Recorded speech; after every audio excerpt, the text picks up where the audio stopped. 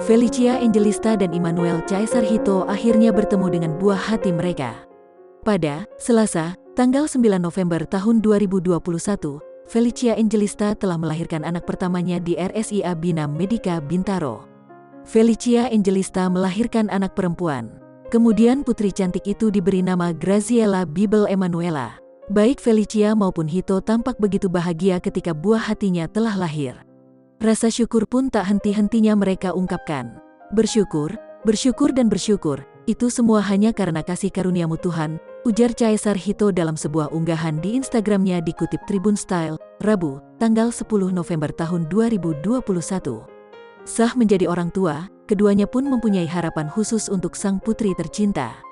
Mereka ingin kelahiran sang putri bisa menjadi kebahagiaan bagi banyak orang, tak hanya untuk Felicia dan Hito saja. Hidup jadi berkat ya nak, jadi terang dan jadi kebahagiaan untuk banyak orang, tutur Caesar Hito.